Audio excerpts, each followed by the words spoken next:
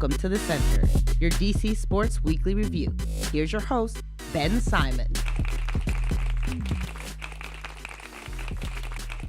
Hello, DC sports fans. Welcome back to The Center. It is the Season 1 finale. I'm headed on my way to Mexico on Wednesday, and if I get back, I'll be very busy calling baseball games for Nova Baseball Magazine, and actually we're going to have their founder, Joey Kamide, on the broadcast. He'll be interviewed at the end of the show. But before then, we're going to talk Wizards, Caps, and Redskins. But first, the Washington Nationals, who are in spring training, soaking in the sun, getting their tan on, having fun. Sorry, everyone. Those are two players that won't be released anytime soon, if you know what I mean. Nats are 7-7 in spring training. The Cubs are at the top of the spring training standings at 11-2. Kind of interesting, right? No. Spring training stats don't really mean anything at all. Rookie head coach Dave Martinez is leading the troops, and he has us very relaxed. In fact, we're practicing our walk-off home run trots, so maybe they can be as good as Kirk Gibson's. Having some fun. One guy who is super relaxed is Ryan Zimmerman. Only 2 at-bats this spring after logging 144 games last year. The Nats are taking their time with him, and actually, come to think of it, Zim, can you put Rendon down? Can you stop that? Don't get hurt. All right, fine, have fun. But seriously, Zim is the OG. Shout out Grandmaster Flash. I mean, this dude played for DMV's University of Virginia. He got drafted the number 4 overall pick and then got called up to the majors in his first year, and in his first career at bat laced a double to left center, this one right here. And then Nationals Park opens up in 2008, and we're playing the Braves on ESPN in the first game ever at Nats Park, and this dude hits a walk-off home run in the bottom of the 9th over the welcome home sign. I mean, no extra innings needed. What a boss. And then last year, at age 33, Zimmerman hits the longest home run ever at Nats Park, more than any of Bryce Harper's, 470 feet, while also clinching the franchise record for home runs and RBIs in a career, and hits 36 home runs with a 303 average. Yeah, come on, Zim, you're so bashful. You've earned the praise, buddy. All right, stop shaking your head. God. Fine.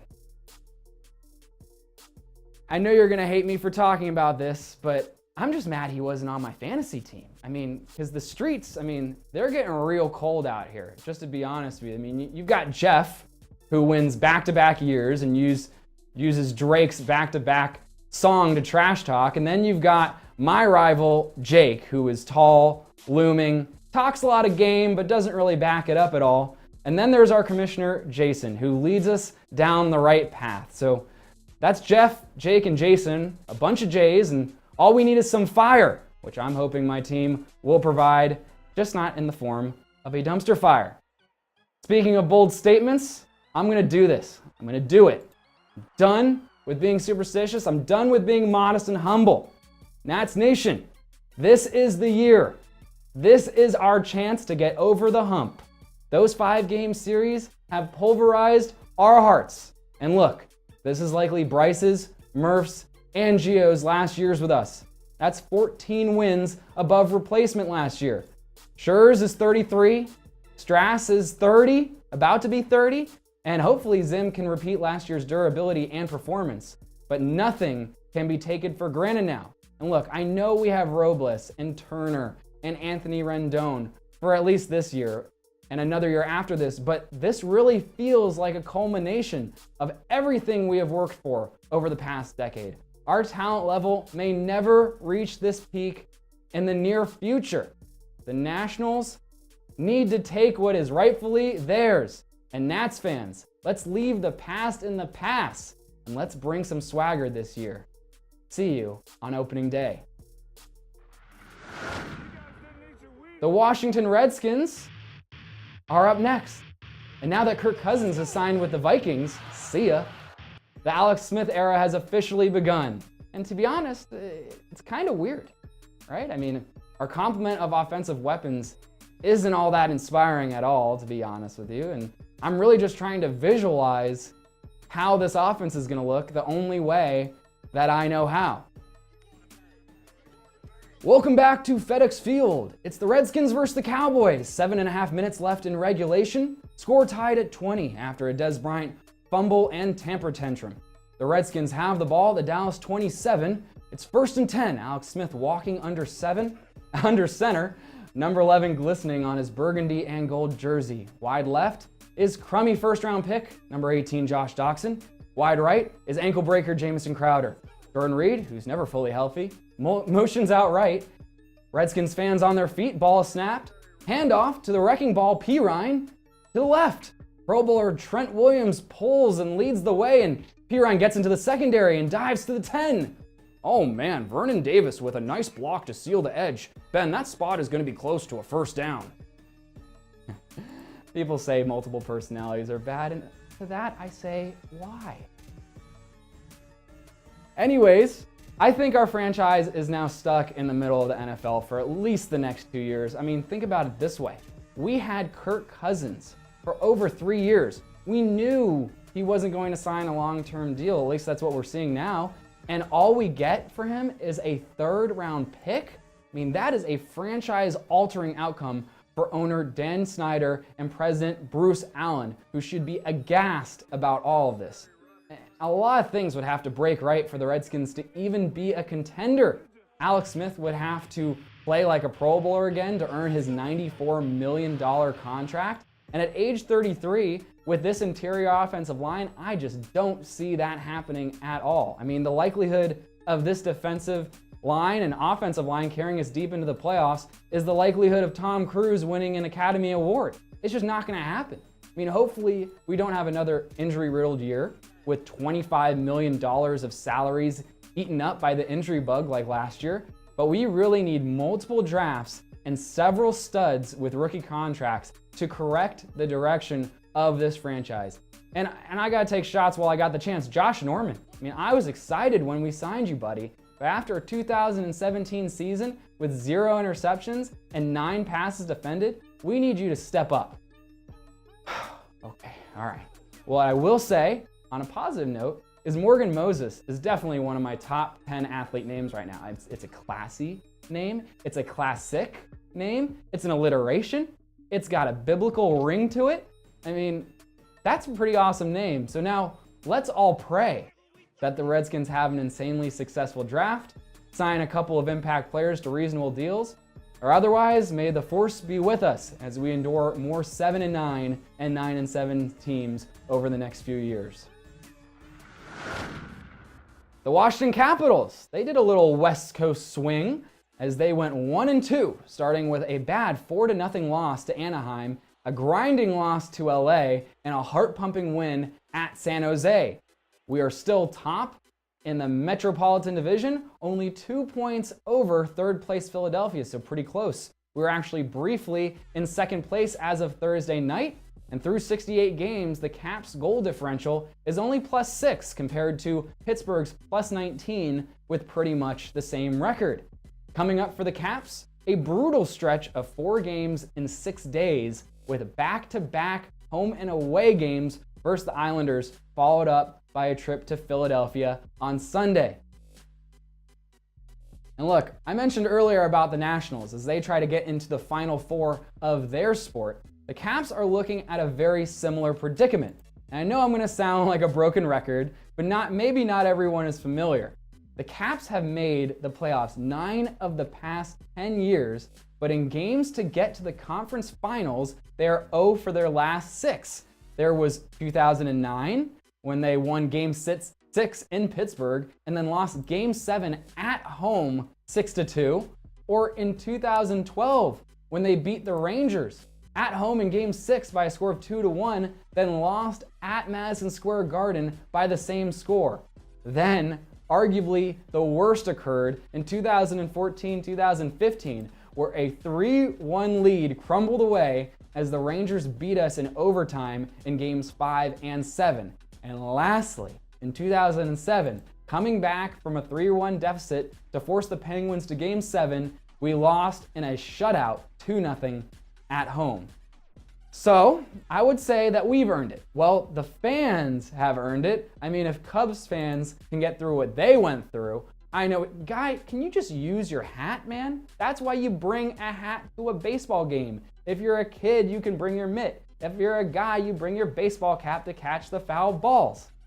Anyways, this team has obviously been terrible for our mental and emotional health, which I could actually say probably for every DC sports team in general.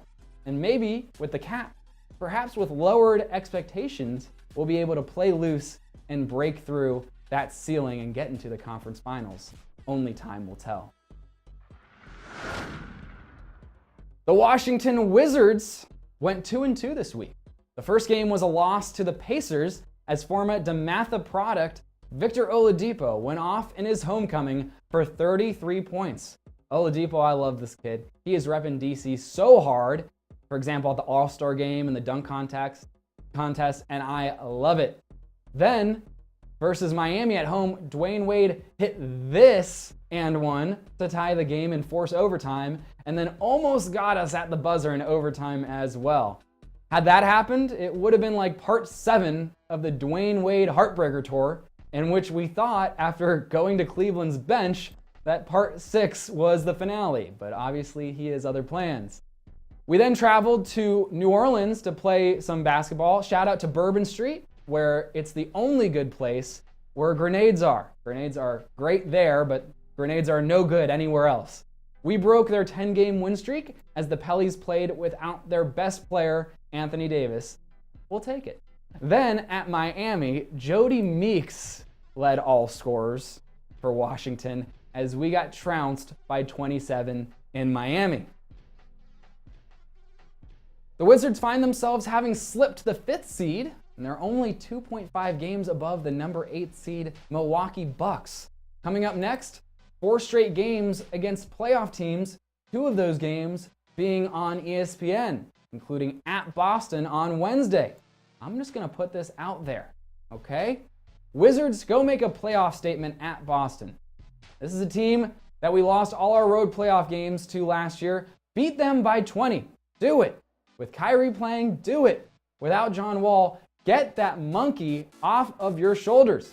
If you do that, then I don't care what seed we get in the Eastern Conference. I would be convinced that we will make the conference finals regardless, and maybe even get to the NBA finals, because I ain't scared of Toronto, I ain't scared of Cleveland. Let's get that Boston monkey off of our back. Yeah, we're pretty optimistic here at the center. Ladies and gentlemen, it is my pleasure to introduce one of the rising stars in Northern Virginia baseball as far as the press is concerned. Nova Baseball Magazine has been on the rise, and I am so blessed to be joined by editor, publisher, founder, Joey Kamide. Joey, thank you for joining the show. Thanks, Ben. Appreciate you having me, man. No problem, Joey. Okay, so Nova Baseball Magazine, tell us a little bit about the rise, where it started and where it is now. Started as a hobby. Just there's a need for more coverage of high school baseball and baseball at all levels in Northern Virginia, with newspapers kind of taking a hit and a lot of them going out of business or cutting their sports staffs down. And so it was February 15 when I launched it. Took that winter to kind of reshuffle the deck, came out with another approach in February of 16, and have slowly been growing to the point where we have 86 schools in the coverage area now, and a pretty decent, expansive coverage area. This is Joey Kamide of Nova Baseball Magazine. You can follow at NV Baseball Mag. So, Joey, you do some extensive coverage at Nova Baseball Magazine. You have previews of so many teams on your site. You guys just did a media day for the players and coaches, and you also came out with your power rankings. Who is who is the best team that your group thinks going into this season, and why? I don't know if there's a clear-cut number one team this year, to be honest with you. If you look at our preseason poll, I think we had 7 teams that received first place votes. So that just kind of tells you where everybody is as far as having an idea who could be the top team in the area. We've got 62 coaches and media members on our selection committee that picks our poll and picks our Nova 9 team at the end of the year. Madison was our preseason number 1. and did have a significant number. I think it was 25, 26 first place votes. So the Warhawks, a very good, solid preseason #1 team, but just like Coach Jorman, Mark Jorman, everyone knows him as Pudge, will tell you, it's not going to be easy. Their early season schedule is tough with Lake Braddock, West Springfield, Marshall. You go down to Florida and play the defending state runner-up from Ohio, and then Westminster Academy from Florida, which is where Alex Rodriguez went to high school. So, they could be 2-3 right out of the gate and makes us look bad picking them #1, but they're going to be right there in the end of May, early June. Joey, act like a fortune teller. What team could be a surprise this season? Sure. Riverside is our #3. I think that's certainly a team. They bumped from 3A to 4A this year, and they're one of the favorites in the state. They got Tyler Casagrande is going to Arizona, transferred over there from Paul VI with a number of returning guys coming back. They went to the 3A state championship game just in their second year of the school's existence last spring. Battlefield, I think, was a little low, to be honest with you, in our preseason poll. They're #7. Maybe the deepest pitching staff in Northern Virginia. They've, of course, got Zach Agnos, the younger Agnos brother, that kind of leads them, and as one of the top two-way guys in the area. There's two teams that we didn't have ranked, I thought would be in the top 10, but I think some people are a little bit unsure, want them to prove themselves. Freedom out in South Riding. They, of course, got the big transfer with Will Schroeder transferring over from Loudoun County. He's going to go down to North Carolina and play next year in Centerville with Scott Rowland back in the fold. In my opinion, one of the top, if not the top coach in the state of Virginia is now at the helm of the Wildcats. They got Christian Sanchez transferred over from Paul VI. Christian's going to go to the University of Virginia, hit in the middle of their order, and he's a guy that's topped out at 94 miles an hour. A lot of people think he could be a draft pick this year. This is Joey Kamide of Nova Baseball Magazine. You can follow at NV Baseball Mag. Joey, last question to let you get off. You're the bona fide expert of Nova Baseball in the region. I mean, you know so much, and you've dealt with a lot of coaches. Who would you say are a coach or two that you would just love, hanging out with? Just a great personality. Just maybe would catch a beer with or anything like that. Which coaches rank up there high for you? Yeah, certainly. I don't think I'm an expert. I don't think anybody's an expert. It's so tough to corral everything, but I certainly appreciate the praise. There's some guys with some great personality. Sam Plank over at Riverside, the Plankster, everyone knows him as. He's a great guy. Pudge is a great guy. It's good. I've known him a long time. I actually started my coaching career coaching on staff with him at Madison a number of years ago. You go out to Prince William County, you got some guys, some good personality. Jay Burkhardt at Battlefield is, in my opinion, maybe the best interview in Northern Virginia. Jay, just after their heartbreaking loss of regionals last year, was super impressed with how candid and how good of an interview he was in that situation, and just a really good dude.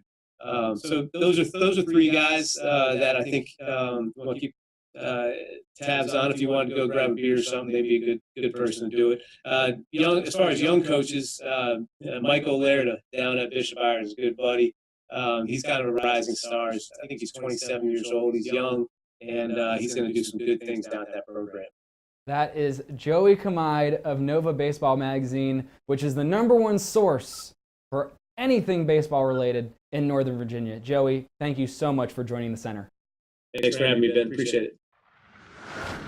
Ladies and gentlemen, that is it. Season 1 is just about in the books.